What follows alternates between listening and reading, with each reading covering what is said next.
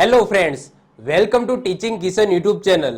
તો આપણે કંઈક કમ્પ્યુટર વિષયની શરૂઆત કરી દીધી હતી, જેની અંદર ઓલરેડી અત્યાર સુધી આપણે 25 લેક્ચર જોઈ ગયા. તો જો તમે આગળના 25 લેક્ચર ન જોયા હોય તો ખાસ કરીને જોઈ લેજો. અહીંયા આઈ બટન ઉપર તમને લિંક મળશે, એના ઉપર ક્લિક કરો, આગળના 25 લેક્ચર તમે જોઈ લો. આ છે કમ્પ્યુટરનો લેક્ચર નંબર 26, જેની અંદર આપણે વાત કરવાની છે ઓપરેટિંગ સિસ્ટમ વિશે. હવે ઓપરેટિંગ સિસ્ટમ તો આગળ આપણે ઘણી વખત ઓપરેટિંગ સિસ્ટમની વાત કરી હતી. એની અંદર આપણે ડેફિનેશન જોઈ ગયા કે ભાઈ ઓપરેટિંગ સિસ્ટમનું કામ શું, તો હાર્ડવેર અને સોફ્ટવેરને કનેક્ટ કરવું. તો હાર્ડવેર અને સોફ્ટવેરને કનેક્ટ કરી આપે એને આપણે ઓપરેટિંગ સિસ્ટમ કહીશું. હવે જ્યારે પણ હું ઓપરેટિંગ સિસ્ટમ બોલું છું એટલે તમારા માઇન્ડની અંદર બે ઓપરેટિંગ સિસ્ટમ આવશે. સૌથી પહેલા તમે કમ્પ્યુટર ઓપન કરો તો કમ્પ્યુટરની અંદર કઈ ઓપરેટિંગ સિસ્ટમ હશે, તો મોસ્ટ ઓફ ધ કેસની અંદર તમારા ઘરે જે કોમ્પ્યુટર હશે એની અંદર વિન્ડોઝ ઓપરેટિંગ સિસ્ટમ નાખેલી હશે. જો મેકબુક હશે તો એની અંદર એપલની ઓપરેટિંગ સિસ્ટમ, જેને iOS કહેવામાં આવે છે, એ નાખેલી હશે. તમે મોબાઈલ ઓપન કરો છો તો મોબાઈલની અંદર પણ ઓપરેટિંગ સિસ્ટમ છે, જેને આપણે એન્ડ્રોઈડ કહીએ છીએ. તો એન્ડ્રોઈડ શું છે, તો એન્ડ્રોઈડ એ મોબાઈલનું નામ નથી, એ કોઈ મોડેલનું નામ નથી, એ ઓપરેટિંગ સિસ્ટમનું નામ છે. તમારા ઘરે કોઈ પણ મોબાઈલ હોઈ શકે છે, રિયલમીનો હોય, રેડમીનો હોય, સેમસંગનો હોય, ગૂગલ પિક્સલ હોય, કોઈ પણ મોબાઈલ હોય, તો એની અંદર જે ઓપરેટિંગ સિસ્ટમ છે એ એન્ડ્રોઈડ ઓપરેટિંગ સિસ્ટમ છે. હા, એપલના જે મોબાઈલ આવે છે, એપલના મોબાઈલની અંદર પોતાની ઓપરેટિંગ સિસ્ટમ હોય છે, જેને iOS કહેવામાં આવે છે. તો નોર્મલી માઇન્ડની અંદર, આપણા મગજની અંદર બે ટાઈપની ઓપરેટિંગ સિસ્ટમ ઇન્સ્ટોલ કરેલી છે, એક મોબાઈલની અને એક કમ્પ્યુટરની. મોબાઈલની એટલે એન્ડ્રોઈડ અથવા તો iOS, કમ્પ્યુટરની એટલે કે વિન્ડોઝ અથવા તો મેકબુક હોય તો એની અંદર પણ એપલની, જેને મેક ઓએસ કહેવામાં આવે છે, તો એ તમારા માઇન્ડની અંદર હશે. પરંતુ ઓપરેટિંગ સિસ્ટમ માત્ર ને માત્ર કમ્પ્યુટર અને મોબાઈલ પૂરતી હોતી નથી. તમારી આજુબાજુ તમને જે પણ ડિવાઇસ દેખાય છે એની અંદર કોઈક એક પ્રકારની ઓપરેટિંગ સિસ્ટમ રહેલી છે. જેમ કે વાત કરું વોશિંગ મશીન, તો વોશિંગ મશીનની અંદર પણ ઓપરેટિંગ સિસ્ટમ હોય છે. એની અંદર વિન્ડોઝ કે iOS ના હોય, પરંતુ એની અંદર પણ ઓપરેટિંગ સિસ્ટમ નાખેલી હોય છે, એ આખી અલગ પ્રકારની હોય છે. ચીમનીની વાત કરીએ તો ટચ સ્ક્રીન વાળી ચીમની આવે છે, તો ચીમનીની અંદર પણ ઓપરેટિંગ સિસ્ટમ હશે. ઇવન તમારા કારની અંદર પણ ઓપરેટિંગ સિસ્ટમ હોય છે. તો કારની અંદર એન્જિન છે, પછી એની અંદર તમે સેલ સ્ટાર્ટ કરો છો, તો આ બધું શેનાથી થાય છે, ઓપરેટિંગ સિસ્ટમથી થાય છે. તમારી એસી છે જે રિમોટથી ચાલે છે, તો એની અંદર પણ ઓપરેટિંગ સિસ્ટમ છે. તમારું જે ટીવી છે, ટીવીની અંદર પણ ઓપરેટિંગ સિસ્ટમ છે. હા, કમ્પ્યુટર કરતા અલગ હોય, મોબાઈલ કરતા અલગ હોય, પરંતુ એની અંદર ઓપરેટિંગ સિસ્ટમ હોય. કઈ રીતના સાબિત કરો, તો જુઓ, એવી દરેક વસ્તુ અથવા તો દરેક સાધન જેની અંદર હાર્ડવેર અને સોફ્ટવેર હોય, તો એ બંનેને કનેક્ટ કરવા માટે ઓપરેટિંગ સિસ્ટમ જોઈએ અને જોઈ લે. હવે તમારું એસીની વાત કરી લો તો એસી છે એ હાર્ડવેર છે, એને ફિઝિકલી ટચ કરી શકો છો. એની અંદર સોફ્ટવેર હશે, કેમ? કારણ કે એને તમે રિમોટથી ચાલુ અને બંધ કરો છો. તો ઓબ્વિયસલી રિમોટથી ચાલુ અને બંધ થાય છે, તો એની અંદર ક્યાંક ને ક્યાંક તમે પ્રોગ્રામિંગ કરેલું હશે, અને એ પ્રોગ્રામિંગના લીધે જ તમે રિમોટ દ્વારા એસીને કંટ્રોલ કરી શકો છો. તો એ તમારું સોફ્ટવેર થઈ ગયું. હવે એ સોફ્ટવેર અને હાર્ડવેરને કનેક્ટ કરવા માટે ઓપરેટિંગ સિસ્ટમની જરૂર પડે. એ રીતના તમે કોઈ પણ ડિવાઇસ લઈ લો, ચીમની લઈ લો, ચીમનીની અંદર પણ શું હોય છે, ટચ સ્ક્રીન દ્વારા બધી વસ્તુ ઓપરેટ થતી હોય છે. તો ઓબ્વિયસલી એની અંદર પણ કંઈક સેન્સર હશે જે સોફ્ટવેર ઉપર કામ કરતું હશે, અને ફિઝિકલ ફોર્મમાં તમને ચીમની જોવા મળશે. તો એ બંનેને કનેક્ટ કરવા માટે ઓપરેટિંગ સિસ્ટમ જોઈએ. એ જ રીતના તમારું વોશિંગ મશીન લઈ લો, તો એની અંદર પણ ક્યાંક ને ક્યાંક સોફ્ટવેર અને હાર્ડવેર છે, એને કનેક્ટ કરવા માટે ઓપરેટિંગ સિસ્ટમ જોઈશે. તો જો દરેક વસ્તુ, દરેક સાધન જે ડિજિટલ ફોર્મમાં છે, જે ક્યાંક ને ક્યાંક સેન્સર દ્વારા, ક્યાંક ને ક્યાંક રિમોટ દ્વારા ઓપરેટ થાય છે, ટચ સ્ક્રીન દ્વારા ઓપરેટ થાય છે, તો એની અંદર ઓપરેટિંગ સિસ્ટમ રહેલી છે. ઓકે, તો જ્યારે પણ હું ઓપરેટિંગ સિસ્ટમ બોલું છું તો એનો જે ડેફિનેશન છે એ તમારે બ્રોડલી વિચારવાની છે. ઓકે, ખાલી તમારા મોબાઈલ કે કમ્પ્યુટર પૂરતું એને ઓપરેટિંગ સિસ્ટમને સીમિત કરવાનું નથી. ક્લિયર? ચલો, તો શરૂઆત કરીએ છીએ ઓપરેટિંગ સિસ્ટમની.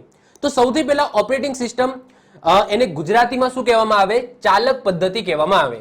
અને એનું મેઇન કામ શું છે, તો સોફ્ટવેર અને હાર્ડવેરને જોડવાનું મેઇન કામ છે એનું. એના સિવાય એ બધા કામ કરે છે. જેમ કે ઇનપુટ અને આઉટપુટ સાધનના સંચાલનનું કામ પણ કોણ કરે છે, ઓપરેટિંગ સિસ્ટમ જ કરે છે. ઓપરેટિંગ સિસ્ટમ વગર પહેલા તો તમારું કમ્પ્યુટર ચાલુ જ ના થાય. મતલબ કે તમે પીસી લાવી દીધું, એની અંદર સારા હાર્ડવેર નાખી દીધા, સમજી લો તમે વિચારેલા છે કે આ બધી એપ્લિકેશનો એની અંદર નાખીશું, આ ટાઈપના ડિવાઇસ આપણે કનેક્ટ કરીશું, પરંતુ ક્યાં કરીશું? પહેલા ઓપરેટિંગ સિસ્ટમ તો નાખવી પડશે ને, આ બધા સાધનોને ઓપરેટ કરવા માટેની સિસ્ટમ તો નાખવી પડશે ને. તો પહેલા ઓપરેટિંગ સિસ્ટમ નાખો, એના પછી ડ્રાઈવર નાખો, એનાથી તમારા જે હાર્ડવેર છે એ કનેક્ટ થશે, એના પછી તમે એપ્લિકેશન નાખો, એના પછી માઉસ છે, કીબોર્ડ છે એ કનેક્ટ કરો, એના પછી તમે તમારું કામ કરી શકો. તો ઓપરેટિંગ સિસ્ટમ એ બધાને મેનેજ કરવાનું કામ કરે છે. પ્રોસેસિંગ માટે સૂચના અને આદેશ આપવાનું કામ પણ કોણ કરે છે? ઓપરેટિંગ સિસ્ટમ કરે છે. ઓપરેટિંગ સિસ્ટમની અંદર કર્નલ આવે છે. કર્નલ શું છે એ આગળ આપણે ભણીશું કે ભાઈ કર્નલ કોને કહેવામાં આવે છે. આ લેક્ચરના એન્ડિંગમાં આવશે કર્નલ. તો ઓપરેટિંગ સિસ્ટમ છે ને એની અંદર કર્નલ હોય છે, અને કર્નલ શું કરે છે? આ બધી વસ્તુનું શું કરે છે? એ કહેવાય કે જ્યારે પણ તમે ક્લિક કરો છો તો એ ક્લિક કર્યું તો એનો જે આદેશ છે એ સીપીયુ સાથે કોણ કનેક્ટ કરશે? તો કર્નલ કરશે. સીપીયુ માંથી મોનિટરમાં એ દેખાડવાનું કામ કોણ કરશે? કર્નલ કરશે. તો ઓપરેટિંગ સિસ્ટમ છે એ વન ટાઈપ ઓફ શું છે? કર્નલ છે. એના પછી મેમરીનું સંચાલન, તો મેમરીનું સંચાલન પણ કોણ કરે છે? તો ઓપરેટિંગ સિસ્ટમ કરે છે. ઓએસ ની મદદથી દરેક એપ્લિકેશન સોફ્ટવેર કામ કરે છે, એટલે કે ઓપરેટિંગ સિસ્ટમ છે એ મસ્ટ છે. કોમ્પ્યુટરની અંદર તમે કોઈ પણ કામ કરો છો તો એની અંદર ઓપરેટિંગ સિસ્ટમ છે એ મસ્ટ છે, એ સૌથી પહેલા તમારે નાખવી પડે, એના પછી જ તમે જે કમ્પ્યુટર છે એને ચલાવી શકો છો. ઓકે, હવે આપણે જોઈશું ઓપરેટિંગ સિસ્ટમના એની પદ્ધતિના આધારે ઘણા બધા પ્રકાર છે. તો પહેલાના જમાનામાં અલગ સોફ્ટવેર આવતા હતા, ઓપરેટિંગ સિસ્ટમ આવતી હતી, અલગ સોફ્ટવેર આવતા હતા, તો એ પ્રમાણે ઓપરેટિંગ સિસ્ટમ આવી હતી. એના પછી જેમ જેમ નવી નવી ટેકનોલોજી આવતી ગઈ એમ એમ ઓપરેટિંગ સિસ્ટમની અંદર પણ નવી નવી ટેકનોલોજી આવતી ગઈ. તો સૌથી પહેલા વાત કરીએ સિંગલ યુઝર ઓપરેટિંગ સિસ્ટમ. તો એક જ સમયે એક જ યુઝર કામ કરી શકે તો એવી ઓપરેટિંગ સિસ્ટમ આવતી હતી જેને સિંગલ યુઝર ઓપરેટિંગ સિસ્ટમ કહેવામાં આવે. અત્યારે તમે જુઓ કે એડમિન આવે છે, એના પછી તમે ઘણા બધા યુઝરને તમારા કમ્પ્યુટરનો યુઝ કરવા માટે તમે એની અંદર ઘણા બધા યુઝર એડ કરી શકો છો. તો અત્યારની ઓપરેટિંગ સિસ્ટમ તમે જોશો કે એટલી એડવાન્સ છે, પરંતુ પહેલા સિંગલ યુઝર ઓપરેટિંગ સિસ્ટમ આવતી હતી. જેના ઉદાહરણની વાત કરીએ તો ડોસ ઓપરેટિંગ સિસ્ટમ આવી કંઈક હતી જે કમાન્ડ વાળી હતી, એટલે કે ગ્રાફિક્સ વગરની હતી. જે કોને બનાવી હતી? તો યસ, માઇક્રોસોફ્ટ દ્વારા જ બનાવવામાં આવી હતી. તો માઇક્રોસોફ્ટે શરૂઆતની જે ઓપરેટિંગ સિસ્ટમ બનાવી હતી એ હતી ડોસ. ડોસને ડિસ્ક ઓપરેટિંગ સિસ્ટમ કહેવામાં આવે છે. જ્યારે વિન્ડોઝ ઓપરેટિંગ સિસ્ટમની વાત કરીશું ત્યારે ડોસની વાત આપણે ડિટેલ્સમાં કરીશું. એના પછી વિન્ડોઝ 3 આવ્યું હતું, વિન્ડોઝ 95, 97, 98 એ બધી સિંગલ યુઝર ઓપરેટિંગ સિસ્ટમ હતી. એના પછી બીજા નંબરે આવે છે મલ્ટી યુઝર ઓપરેટિંગ સિસ્ટમ. હવે મલ્ટી યુઝરની અંદર એક કરતા વધારે યુઝર એના ઉપર કામ કરી શકે છે.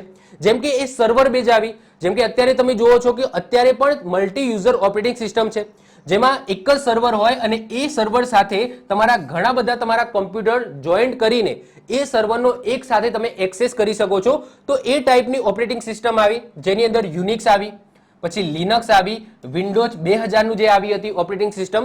તો એ બધી મલ્ટી યુઝર ઓપરેટિંગ સિસ્ટમ હતી. હવે એ બે શબ્દો આવ્યા છે યુનિક્સ અને લિનક્સ. તો વિન્ડોઝ 2000 એ તો બધાને ખબર જ હશે, જેમ કે અત્યારે વિન્ડોઝ 10 ચાલે છે, 11 પણ આવવાની મતલબ કે જસ્ટ વેટિંગ છે કે 11 પણ હવે આવી જશે. તો વિન્ડોઝ ઓપરેટિંગ સિસ્ટમને તો આપણે ઓળખીએ છીએ, પરંતુ આ યુનિક્સ અને લિનક્સ શું છે એ સમજી લો. તો સૌથી પહેલા આપણે વાત કરીએ યુનિક્સ. તો યુનિક્સની સ્થાપના કોને કરી હતી, અથવા તો એના સ્થાપક અથવા તો નિર્માણ કોને કર્યું હતું? તો કેન થોમ્સન અને ડેનિસ રિચી હતા. આ એ જ ડેનિસ રિચી છે જેને સી લેંગ્વેજની શોધ કરી હતી. તો multi user time sharing operating system છે. આનો મુખ્ય ઉપયોગ વેબ સર્વર બાજુ થાય છે, મતલબ કે તમારી બાજુ નહીં, યુઝર બાજુ નહીં. જેને વેબ સર્વર બનાવ્યું છે તો વેબ સર્વર એની અંદર જે ઓપરેટિંગ સિસ્ટમ યુઝ થશે એ હશે યુનિક્સ. એટલા માટે આ બહુ ફેમસ નથી, કારણ કે આપણે જે યુઝ કરીએ છીએ વિન્ડોઝ ઓપરેટિંગ સિસ્ટમ એ આપણે અવારનવાર બોલતા આવીએ છીએ, પરંતુ જે સર્વર બાજુ કામ કરે છે, જે સમજી લો ડેટા છે એ ડેટાને મેનેજ કરવાનું કામ કરે છે સર્વર બાજુ, તો એ બાજુ જે ઓપરેટિંગ સિસ્ટમ યુઝ થશે એ હશે યુનિક્સ. પછી કર્નલ દ્વારા ડેટા મેનેજ થતું હોય છે. આ કર્નલ શું છે એ આગળ આપણે જોઈશું. હેડક્વાર્ટર ક્યાં આવેલું છે યુનિક્સનું? તો ન્યુયોર્ક યુએસએ ની અંદર આવેલું છે. યુનિક્સ લેંગ્વેજ, ઓકે, આ જે યુનિક્સ છે આ યુનિક્સ એક ઓપરેટિંગ સિસ્ટમ છે જેનું જે કોડિંગ છે અથવા તો એની અંદર જે યુઝ કરવા માટે જે લખાણ લખવું પડે છે એની અંદર બે લેંગ્વેજનું યુઝ થાય છે. શરૂઆતની અંદર એસેમ્બલી લેંગ્વેજનો યુઝ થતો હતો, એના પછી સી લેંગ્વેજનો અત્યારે યુઝ થાય છે. અને મેં તમને કીધું એમ કે આ સી લેંગ્વેજની શોધ કોને કરી હતી? તો આ ડેનિસ રિચી દ્વારા કરવામાં આવી હતી. ઓકે, તો આ છે યુનિક્સ અને એનું કોડિંગ તમને કંઈક આવું જોવા મળશે.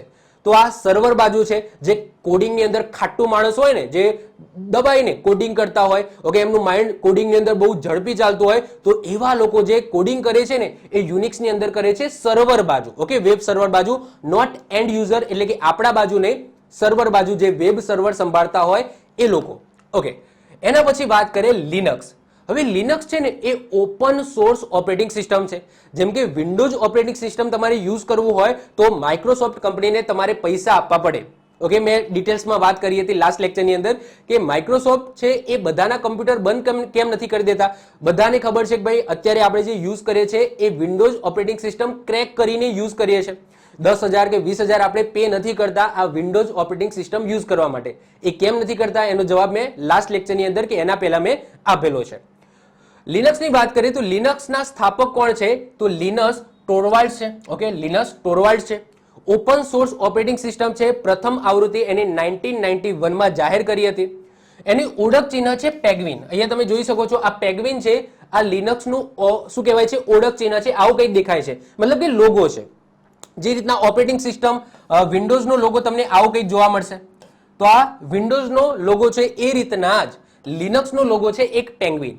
હવે ઓપન સોર્સ ઓપરેટિંગ સિસ્ટમનો મતલબ શું? ઓપન સોર્સ એટલે કે એ ફ્રી છે પહેલા તો, ઓકે. કોઈને પૈસા આપવાની જરૂર નથી જો તમારે એ ઓપરેટિંગ સિસ્ટમ યુઝ કરવી હોય તો. બીજી વસ્તુ કે એનો સોર્સ કોડ તમને ઇન્ટરનેટ ઉપર મળી જશે. એ ઓપરેટિંગ સિસ્ટમનો સોર્સ કોડ એટલે કે એ ઓપરેટિંગ સિસ્ટમ જેનાથી બની છે, જે કોડિંગ કરાયેલું છે એની અંદર, એનો કોડ તમને ઓનલાઈન મળી જશે. એમાં તમે ચેન્જીસ કરીને તમે તમારી પોતાની ઓપરેટિંગ સિસ્ટમ બનાવી શકો છો. જેમ કે એન્ડ્રોઈડ ઓપરેટિંગ સિસ્ટમ છે એ પણ ઓપન સોર્સ છે, એ પણ લિનક્સ બેઝ ઓપરેટિંગ સિસ્ટમ જ છે. તો એન્ડ્રોઈડ ઓપરેટિંગ સિસ્ટમ માટે પણ તમારે પૈસા પે કરવાની જરૂર નથી. એ free open source operating system છે. જે કોણ ઓન કરે છે? તો ગૂગલ ઓન કરે છે. એ રીતના લિનક્સ પણ ઓપન સોર્સ ઓપરેટિંગ સિસ્ટમ છે જેનું કોડિંગ અવેલેબલ છે ઇન્ટરનેટમાં, જેમાં તમે તમારી રીતના કોડિંગ કરીને કંઈક ચેન્જીસ કરીને તમે તમારી પોતાની ઓપરેટિંગ સિસ્ટમ બનાવી શકો છો. જેમ કે એક્ઝામ્પલની વાત કરીએ કે આ લિનક્સ છે એ ઓપરેટિંગ સિસ્ટમમાં કંઈક ચેન્જીસ કરીને ઉબુન્ટુ નામની ઓપરેટિંગ સિસ્ટમ બનાવાઈ હતી. પછી ડેબિયન, પછી કાલી લિનક્સ છે. તો આ બધી ઓપરેટિંગ સિસ્ટમ છે જે મેન લિનક્સ છે એની અંદર એનો જે સોર્સ કોડ છે એની અંદર કંઈક ચેન્જીસ કરીને આ બધી જે ઓપરેટિંગ સિસ્ટમ છે એ બનાવી હતી, ઓકે. મેં જ્યારે કોલેજની અંદર હતો ત્યારે મેં આ ઓપરેટિંગ સિસ્ટમ યુઝ પણ કરેલી છે, ઉબુન્ટુ. બહુ જ સરસ મજાની છે. અહીંયા તમે જોઈ શકો છો આવી કંઈક દેખાય છે. નોર્મલી જોવામાં તો વિન્ડોઝ જેવી જ હોય છે, પરંતુ સ્મૂથલી ચાલે છે. જેમ તમે એપલનું કે રીતના લેપટોપ યુઝ કરતા હોય ને એ ટાઈપની તમને સ્મૂથલી આ જે ઓપરેટિંગ સિસ્ટમ છે એ તમને લાગશે. તો આ છે ઓપન સોર્સ ઓપરેટિંગ સિસ્ટમ. એના પછી આવે છે મલ્ટી પ્રોસેસિંગ ઓપરેટિંગ સિસ્ટમ. તો એવી ઓપરેટિંગ સિસ્ટમ જે એક કરતા વધારે પ્રોસેસર દ્વારા પ્રોસેસ કરી શકે. મતલબ કે અત્યારના તમે કોમ્પ્યુટર જોવો તો એની અંદર પણ મલ્ટી પ્રોસેસર ઓપરેટિંગ સિસ્ટમનો યુઝ થાય છે. મતલબ કે એક જ કામને જુદી જુદી પ્રોસેસરની અંદર ડિવાઈડ કરીને કામ કરાવવામાં આવે છે જેથી એ કામ ઝડપી થાય. તો એવી ઓપરેટિંગ સિસ્ટમ એને મલ્ટી પ્રોસેસિંગ ઓપરેટિંગ સિસ્ટમ કહેવામાં આવે છે. તમને ખબર છે કે જે પણ કોઈ પણ તમે સોફ્ટવેર ઓપન કરો છો તો એ જે સોફ્ટવેર છે એ લોડ ક્યાં થાય છે? તો એ લોડ થાય છે રેમની અંદર. રેમની અંદર લોડ થાય છે જેને આપણે મેન મેમરી કહીએ છીએ. તો એ મેન મેમરી છે એની સાથે પ્રોસેસર છે એ કનેક્ટેડ હશે. તો એ મેન મેમરીમાં એક જ કોઈ સોફ્ટવેર રહેલું છે જે મલ્ટી પ્રોસેસર દ્વારા પ્રોસેસ કરવામાં આવે જેથી એ કામ તમે ઝડપી કરી શકો છો. તો એવી પણ ઓપરેટિંગ સિસ્ટમ આવે છે મલ્ટી પ્રોસેસિંગ ઓપરેટિંગ સિસ્ટમ, જેના ઉદાહરણ છે લિનક્સ, યુનિક્સ અને વિન્ડોઝ એક્સપી છે. ત્યાંથી વિન્ડોઝ એક્સપી થી આ મલ્ટી પ્રોસેસિંગ ઓપરેટિંગ સિસ્ટમની શરૂઆત થઈ ગઈ હતી. વિન્ડોઝ એક્સપી પહેલા જે આવ્યા હતા 95, 98, 2000, તો એની અંદર આ મલ્ટી પ્રોસેસિંગ ઓપરેટિંગ સિસ્ટમ એ હતી નહીં. એના પછી ચોથા નંબરે આવે છે મલ્ટીટાસ્કિંગ. નામથી જ ખબર પડી જાય છે એવી ઓપરેટિંગ સિસ્ટમ જે એક કરતા વધારે સોફ્ટવેર રન કરી શકે પોતાની અંદર. જેમ કે અત્યારે તમે જુઓ કે મારું જે કોમ્પ્યુટર છે તો એની અંદર હું MS વર્ડ પર સાથે કામ કરી શકું છું. એની સાથે સાથે સાઈડમાં હું વેબ બ્રાઉઝર ખોલીને કંઈક સર્ચ પણ કરી શકું છું. સાથે સાથે ઈમેલ પણ હું ઓપન કરીને એની અંદર કંઈક કામ કરી શકું છું. મતલબ કે હું મારા કોમ્પ્યુટરની અંદર એક કરતા વધારે ટાસ્ક એક સાથે હું શું કરી શકું છું? રન કરી શકું છું. તો એને શું કહેવાય? મલ્ટીટાસ્કિંગ ઓપરેટિંગ સિસ્ટમ કહેવામાં આવે છે. એના ઉદાહરણ છે લિનક્સ, યુનિક્સ, પછી વિન્ડોઝ 7, 8 અને 10. ત્યારથી આ મલ્ટીટાસ્કિંગ શરૂ થઈ ગયું હતું વિન્ડોઝ 7, 8 અને 10 માં.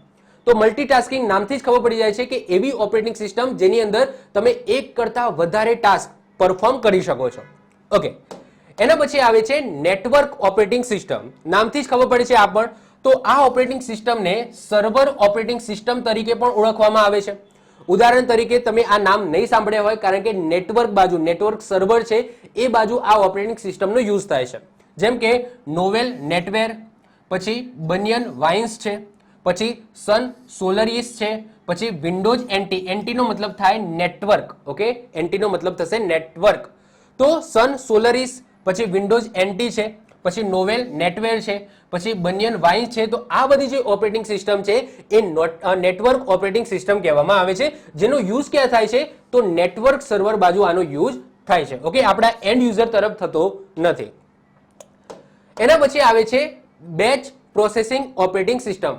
Batch processing operating system normally આપણી જે નોર્મલ લાઈફની અંદર જે ઓપરેટિંગ સિસ્ટમ યુઝ કરીએ છીએ એની અંદર આ બેચ પ્રોસેસિંગ ઓપરેટિંગ સિસ્ટમ હોતી નથી. આનું એક જ ઉદાહરણ છે યુનિક્સ. યુનિક્સ આગળ આપણે જોઈ ગયા કે યુનિક્સ છે એનો યુઝ ક્યાં થાય છે તો વેબ સર્વર બાજુ થાય છે. તો વેબ સર્વરની અંદર જો ઘણા બધા યુઝર છે એ રિક્વેસ્ટ કરતા હોય છે તો એનો જવાબ છે ને એ બેચમાં આપવામાં આવે છે. બેચમાં એનો ધેટ્સ મીન્સ કે શું કે એક કરતા વધારે રિક્વેસ્ટ આવે છે તો એ રિક્વેસ્ટને બેચ વાઇઝ પૂરી કરવામાં આવે છે. એટલે કે પહેલા બેચની અંદર જેટલા પણ યુઝરે રિક્વેસ્ટ કરી તો એમનો રિસ્પોન્સ આપી દેવામાં આવશે. એના પછી જ્યાં સુધી બીજો મતલબ કે બીજી બેચ શરૂ ન થાય ત્યાં સુધી જે બીજા યુઝર છે એ રાહ જોશે. પછી બીજું બેચ શરૂ થશે, એમાં બાકીના જે યુઝર છે એની રિક્વેસ્ટ છે એ પૂરી કરવામાં આવશે. તો આને બેચ સિસ્ટમ ઓપરેટિંગ સિસ્ટમ કહેવામાં આવે છે. તો વિશાળ જથ્થામાં પ્રોસેસ કરવાના બદલે બેચની અંદર પ્રોસેસ કરવામાં આવે છે અને આનું એક જ ઉદાહરણ છે યુનિક્સ. અને આ કઈ બાજુ યુઝ થાય છે તો આ થાય છે વેબ સર્વર બાજુ. એટલે કે આપણા નોર્મલ લાઈફની અંદર જે કમ્પ્યુટર યુઝ કરીએ છીએ એની અંદર આ ટાઈપની કોઈ બેચ સિસ્ટમ હોતી નથી. આપણે તો જસ્ટ કોઈ પણ કમાન્ડ લખીએ, કોઈ પણ રિક્વેસ્ટ મોકલીએ, તરત આપણને સર્વરમાંથી અથવા તો કોમ્પ્યુટરમાંથી આન્સર મળી જાય છે. આપણે રાહ નથી જોવી હોતી કે ભાઈ મારો વારો આવશે, મારી બેચ આવશે ત્યારે મને રિસ્પોન્સ મળશે. ક્લિયર? ચલો, એના પછી 7મા નંબરે આવે છે real time operating system. RTOS કહેવામાં આવે છે, રિયલ ટાઈમ ઓપરેટિંગ સિસ્ટમ. ઝડપી રિસ્પોન્સ આપતી આ ઓપરેટિંગ સિસ્ટમ છે અને આનો ઉપયોગ ક્યાં થાય છે બેન્કિંગ સિસ્ટમની અંદર થાય છે. હવે બેન્કિંગ સિસ્ટમ જ્યારે લખું છું ત્યારે બેન્કિંગ સિસ્ટમના સર્વર બાજુ થાય છે. મતલબ કે તમે RTGS કરો છો તો as a time, real time પૈસા તમારા એકાઉન્ટમાંથી બીજાના એકાઉન્ટમાં ટ્રાન્સફર થઈ જાય છે. તમે પૈસા કેશ નાખવા જાઓ છો તો તમે જેવા કેશ આપો છો પેલો ભાઈ એન્ટ્રી પાડશે, તરત જ એ પૈસા તમારા ખાતાની અંદર બોલવા માંડશે. તો RTGS છે પછી NEFT ની અંદર થોડી વાર લાગે છે. બાકી RTGS તમે જોવો છો તો એની અંદર રિયલ ટાઈમ એક એકાઉન્ટમાંથી પૈસા કપાય છે, બીજા એકાઉન્ટમાં પૈસા ક્રેડિટ થઈ જાય છે. તો આની અંદર જે બેન્કિંગ સિસ્ટમ છે એની અંદર કઈ ઓપરેટિંગ સિસ્ટમ યુઝ થતી હશે સર્વર બાજુ? તો રિયલ ટાઈમ ઓપરેટિંગ સિસ્ટમ છે એ યુઝ થતી હશે. ઓકે, ચલો એના પછી વાત કરીએ એમ્બેડ ઓપરેટિંગ સિસ્ટમ. એટલે કે હાર્ડ ડિસ્કના બદલે સીધા રોમ એટલે રીડ ઓનલી મેમરીમાં ડેટા સ્ટોર કરવામાં આવે તેવી ઓપરેટિંગ સિસ્ટમને એમ્બેડ ઓપરેટિંગ સિસ્ટમ કહેવામાં આવે છે. જેમાં QNX અને RT લિનક્સનો ઉપયોગ થાય છે. જેમ કે કાર એન્જિન છે, ટીવી છે, વોશિંગ મશીન છે, ચીમની છે, માઇક્રોવેવ ઓવન છે, એની અંદર એમ્બેડ ઓપરેટિંગ સિસ્ટમ હોય છે. એટલે કે આપણે એની અંદર ચેન્જ ના કરી શકીએ. એ બાય ડિફોલ્ટ તમે જ્યારે લાવો છો આ ટાઈપના સાધનો તો એની અંદર એમ્બેડ એટલે કે અંદર ઇનબિલ્ટ નાખેલી હોય છે. એટલા માટે આને શું કહેવામાં આવે છે એમ્બેડ ઓપરેટિંગ સિસ્ટમ કહેવામાં આવે છે, જેને તમે ચેન્જ ન કરી શકો. જેમ કે કાર એન્જિનની અંદર ઓપરેટિંગ સિસ્ટમ નાખેલી છે, ટીવીની અંદર નાખેલી છે, વોશિંગ મશીનમાં નાખેલી છે, ચીમનીની અંદર નાખેલી છે, માઇક્રોવેવ ઓવનની અંદર નાખેલી છે. તો એ બધી ઓપરેટિંગ સિસ્ટમ ક્યાં નાખેલી હશે? રોમની અંદર નાખેલી હશે. જ્યારે કમ્પ્યુટરની વાત કરીએ તો કમ્પ્યુટરમાં જે ઓપરેટિંગ સિસ્ટમ હોય એ રોમમાં ના હોય, તમારી સી ડ્રાઈવમાં હોય. ક્યાં હોય? સી ડ્રાઈવમાં. એટલે તમે નવું કમ્પ્યુટર લાવો છો તો એમાં અડધી સી ડ્રાઈવ ભરેલી હોય છે. કેમ? કારણ કે એની અંદર ઓપરેટિંગ સિસ્ટમ નાખેલી છે, એ એની સ્ટોરેજ બતાવે છે. તો તમે તમારા કોમ્પ્યુટર છે, મોબાઈલ છે, તો મોબાઈલની અંદર પણ તમે જુઓ કે નવો નક્કોર મોબાઈલ લાવો, એની અંદર સ્ટોરેજમાં જાઓ તો અડધી સ્ટોરેજ ભરેલી હોય છે. કેમ?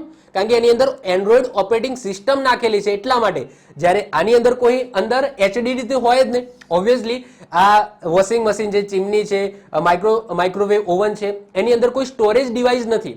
તેની અંદર માત્ર ચિપ છે જેને રોમ કહેવામાં આવે છે અને એ રોમની અંદર જ એમને ચલાવવા માટેની ઓપરેટિંગ સિસ્ટમ નાખેલી હોય છે, જેને શું કહેવામાં આવે છે? એમ્બેડ ઓપરેટિંગ સિસ્ટમ કહેવામાં આવે છે. ક્લિયર? ચલો, એના પછી આવે છે ડિસ્ટ્રીબ્યુટેડ ઓપરેટિંગ સિસ્ટમ. તો ભૌતિક રીતે અલગ અલગ જગ્યાએ રહેલા કમ્પ્યુટરનો ઉપયોગ લોજિકલ રીતે એક જ જગ્યાએથી થાય તો એવી વ્યવસ્થા આપતી ઓપરેટિંગ સિસ્ટમને ડિસ્ટ્રીબ્યુટેડ ઓપરેટિંગ સિસ્ટમ કહેવામાં આવે છે. મતલબ કે બેન્કિંગનું ઉદાહરણ લઈ લો કે બેન્કિંગ છે એના ઘણી બધી બ્રાન્ચ દેશની અંદર ઘણી બધી જગ્યાએ હશે, પરંતુ એનું એક મેન હેડક્વાર્ટર હશે અને એના એ મેન હેડક્વાર્ટરથી બધી બ્રાન્ચનું સંચાલન થતું હશે, બધા ડેટા છે એ ત્યાં આવતા હશે. તો અહીંયા જે મેન સર્વર છે તો ત્યાં જે ઓપરેટિંગ સિસ્ટમ હશે એ હશે ડિસ્ટ્રીબ્યુટેડ ઓપરેટિંગ સિસ્ટમ. ત્યાંથી બેન્કિંગનું ઉદાહરણ લઈ લો અથવા તો રેલવે સ્ટેશનનું ઉદાહરણ લઈ લો, તો રેલવેનું જે મેન હેડક્વાર્ટર હશે ત્યાંથી આખા ભારતની અંદર જેટલા પણ રેલવે સ્ટેશન હશે તો એનું સંચાલન એક હેડક્વાર્ટરથી કરવામાં આવશે. તો એની અંદર જે ઓપરેટિંગ સિસ્ટમ હશે તો એને ડિસ્ટ્રીબ્યુટેડ ઓપરેટિંગ સિસ્ટમ કહેવામાં આવે છે. એના પછી વાત કરીએ છેલ્લે મોબાઈલ ઓપરેટિંગ સિસ્ટમ. તો મોબાઈલ એટલે કે સ્માર્ટફોન અથવા તો ટેબ્લેટની અંદર તમને જે ઓપરેટિંગ સિસ્ટમ જોવા મળે છે તો એને મોબાઈલ ઓપરેટિંગ સિસ્ટમ કહેવામાં આવે છે. જેમ કે આપણને બે નામ ખબર હશે, એક એન્ડ્રોઈડ અને એક iOS. તો એન્ડ્રોઈડ મોબાઈલની અંદર એન્ડ્રોઈડ ઓપરેટિંગ સિસ્ટમ હશે, એપલના મોબાઈલ હશે તો એની અંદર iOS ઓપરેટિંગ સિસ્ટમ હશે. એના સિવાય બીજી પણ ઓપરેટિંગ સિસ્ટમ છે જેમ કે સાયબિયન કરીને છે, પછી બ્લેકબેરી છે, વિન્ડોઝ ઓપરેટિંગ સિસ્ટમ છે. અહીંયા વિન્ડોઝ ઓપરેટિંગ સિસ્ટમ વિન્ડોઝ મોબાઈલની વાત કરું છું જે આ ટાઈપના આવતા હતા પહેલા, તો એની અંદર પણ એક ઓપરેટિંગ સિસ્ટમ આવતી હતી.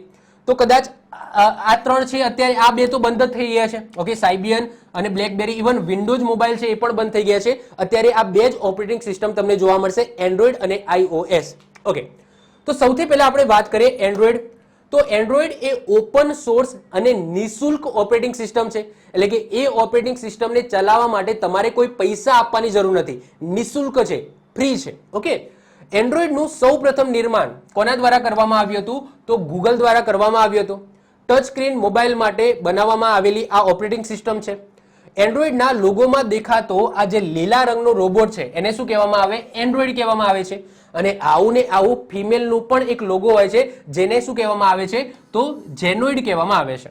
તો એન્ડ્રોઈડ એટલે મેલ રોબોટ, જેનોઈડ એટલે શું થાય? Female robot.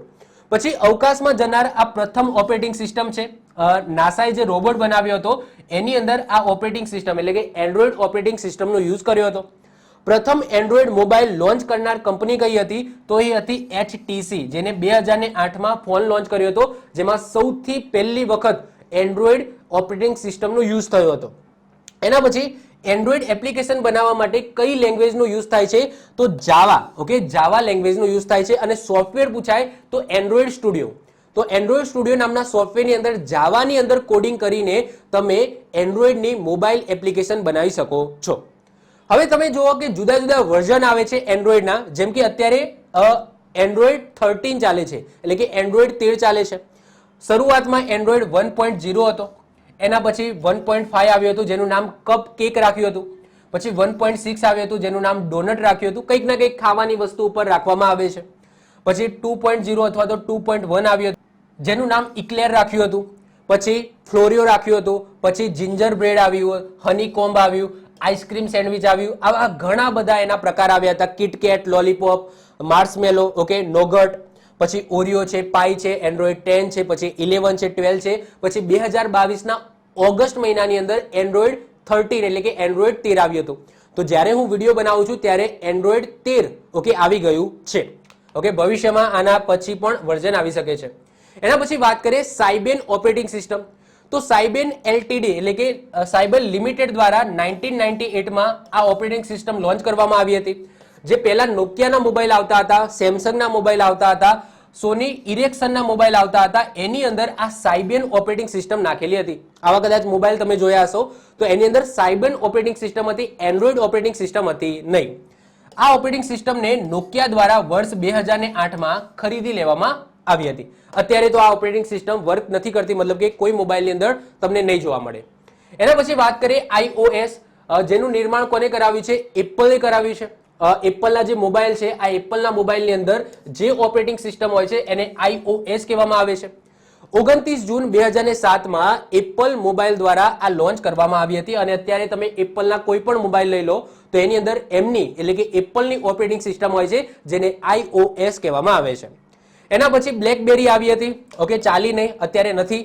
એનું નિર્માણ બ્લેકબેરીએ જ કર્યું હતું અને પોતાના બ્લેકબેરી મોબાઈલ માટે જ એ ઓપરેટિંગ સિસ્ટમ બનાવી હતી. અહીંયા તમે જોઈ શકો છો, આ છે બ્લેકબેરી ઓપરેટિંગ સિસ્ટમ અને બ્લેકબેરીનો મોબાઈલ 2010માં લોન્ચ કરવામાં આવી હતી, જે સુરક્ષા સિસ્ટમ માટે પ્રખ્યાત હતી. મતલબ કે હેકિંગ એની અંદર નહોતું થતું, ઇવન એની અંદર વાયરસ નહોતો આવતો, બહુ સ્મૂથલી ચાલતી હતી. તો સિસ્ટમ સુરક્ષા માટે આ બ્લેકબેરીની જે ઓપરેટિંગ સિસ્ટમ હતી એ પ્રખ્યાત હતી. પછી વિન્ડોઝ ઓપરેટિંગ સિસ્ટમ આવી હતી. મારો જે પહેલો સ્માર્ટફોન હતો એ વિન્ડોઝ ઓપરેટિંગ સિસ્ટમ વાળો હતો, આ ટાઈપનો હતો. ઓકે, અહીંયા તમે જોઈ શકો છો, આ છે વિન્ડોઝ ઓપરેટિંગ સિસ્ટમ, જે કયા મોબાઈલમાં આવતી હતી તો નોકિયા. ઓકે, નોકિયાના મોબાઈલની અંદર આ ઓપરેટિંગ સિસ્ટમ આવતી હતી. તો આનું નિર્માણ માઇક્રોસોફ્ટ કંપનીએ કર્યું હતું અને નોકિયાના મોબાઈલની અંદર તમને આ જે ઓપરેટિંગ સિસ્ટમ છે એ જોવા મળતી હતી. વર્ષ 2000માં સ્માર્ટફોન માટે વિન્ડોઝ 8 અને વિન્ડોઝ 10 ઓપરેટિંગ સિસ્ટમ લોન્ચ કરી હતી, પરંતુ એન્ડ્રોઈડ સામે એ ટકી ન શકી, કારણ કે એન્ડ્રોઈડ જેટલા ફીચર છે, એન્ડ્રોઈડ જેટલી એપ્લિકેશન છે એ વિન્ડોઝની અંદર જોવા મળતી હતી નહીં. એટલા માટે ટૂંક સમય પછી આ મોબાઈલ બંધ થઈ ગયા છે. ઓકે, ચલો હવે વાત કરીએ કર્નલ. હવે જો મેં તમને કીધું એમ સ્ટાર્ટિંગમાં જ કે ઓપરેટિંગ સિસ્ટમ છે ને એ આપણે સમજવા માટે છે. બાકી ઓપરેટિંગ સિસ્ટમની અંદર જે પાછળ બેકગ્રાઉન્ડની અંદર જે વર્ક કરે છે એ કોણ કરે છે તો કર્નલ કરે છે. એટલે કે ઓપરેટિંગ સિસ્ટમનો ન દેખાતો મહત્વપૂર્ણ ભાગ એટલે તમારું કર્નલ. ટૂંકમાં કર્નલને જ ઓપરેટિંગ સિસ્ટમ કહેવામાં આવે છે, પરંતુ કર્નલ છે એ આપણને ખબર ન પડે એટલે આપણી ભાષામાં એને આપણે ઓપરેટિંગ સિસ્ટમ કહીએ છીએ. બાકી ટેકનિકલ ભાષામાં કર્નલ કહેવામાં આવે છે, કારણ કે બધી વસ્તુ કર્નલ જ કરે છે. હવે કર્નલનું કામ શું છે ધ્યાનથી સમજો. તો અહીંયા સમજી લો તમે છો, એટલે કે આપણે એન્ડ યુઝર છે. એના પછી કોઈ પણ આપણી એપ્લિકેશન છે XYZ, કોઈ સોફ્ટવેર અથવા તો એપ્લિકેશન તમે લઈ લો, એને જ્યારે તમે ઓપન કરો છો તો એ એપ્લિકેશનને યુઝ કરવા માટે તમારે મેમરીની જરૂર પડશે, ડિસ્કની જરૂર પડશે, કોઈ ડિવાઇસની જરૂર પડશે અથવા તો પ્રોસેસરની જરૂર પડશે. તો એ આદેશ કોણ આપશે તો કર્નલ દ્વારા એને આદેશ મળશે કે ભાઈ આ જે એપ્લિકેશન છે આને પરફોર્મ કરવા માટે આ બધી વસ્તુની જરૂર છે, તો આ બધી વસ્તુ સાથે લિંક કરી આપશે. તો અહીંયા હું ઓપરેટિંગ સિસ્ટમ પણ લખી શકું છું, પણ આપણે એને ટેકનિકલ વર્ડમાં ભણીએ તો એને શું કહેવામાં આવે છે, કર્નલ કહેવામાં આવે છે. તો ઓપરેટિંગ સિસ્ટમના બધા જ ચાવીરૂપ કાર્ય પરંપરાગત રીતે કોણ કરે છે, કર્નલ કરે છે. જેમ કે નવું હાર્ડવેર જોડાય તો એને એક્સેસ કરવા માટે બંધ બેસતા ડિવાઇસ ડ્રાઈવર લોડ કરી આપે, પછી તેનું નિયંત્રણ કરે, સાધનોની ફાળવણી અને તેનું સંચાલન કરે, પ્રોગ્રામ ચાલુ કે બંધ કરવો, પછી ઇનપુટ અને આઉટપુટ અને મેમરીનું સંચાલન કરે છે. ટૂંકમાં તમારા કોમ્પ્યુટરની અંદર જે પણ ડિવાઇસ છે, હાર્ડવેર, ઇવન તમારી જે એપ્લિકેશન જેને સોફ્ટવેર કહો છો, આ બધાનું સંચાલન કોણ કરે છે, કર્નલ જ કરે છે. અને કર્નલને જ પછી આગળ જતા આપણે શું કહીએ છીએ, ઓપરેટિંગ સિસ્ટમ કહીએ છીએ. બાકી છે અંદર શું તો કર્નલ જ છે. ઓકે, મેન જે તત્વ છે. ઓકે, હવે આ ચેપ્ટરમાંથી અત્યાર સુધી પૂછાયેલા પ્રશ્નોની વાત કરીએ તો હાર્ડવેર અને સોફ્ટવેર જોડવાનું કાર્ય કોણ કરે છે તો ઓપરેટિંગ સિસ્ટમ કરે છે. DOS નું ફૂલ ફોર્મ છે disk operating system. Android app બનાવવા માટે યુઝ થતી મુખ્ય ભાષા છે જાવા. એપ્લિકેશન પૂછાય તો એન્ડ્રોઈડ સ્ટુડિયો. અને iOS નું નિર્માણ કોને કર્યું હતું તો એપલ દ્વારા કરવામાં આવ્યું હતું. ઓકે, તો આ સાથે આજનો સરસ મજાનો ટોપિક ઓપરેટિંગ સિસ્ટમ અહીંયા પૂરો થાય છે. તો આઈ હોપ સો તમને વિડીયો ગમ્યો હશે. વિડીયો ગમ્યો તો વિડીયોને લાઈક કરી દો, મિત્રો સાથે શેર કરી દો. જો તમે આ ચેનલ પર નવા હો તો ચેનલને સબસ્ક્રાઇબ કરીને બાજુમાં રહેલું બેલ આઇકન દબાવી દો, જેથી કોઈ નવો વિડીયો અપલોડ કરું તેની નોટિફિકેશન તમને મળતી રહે અને તમારો કોઈ પણ વિડીયો મિસ ના થાય. તો મળીશું નેક્સ્ટ લેક્ચરમાં. બાય, ઓલ ધ બેસ્ટ, જય હિન્દ, જય ભારત.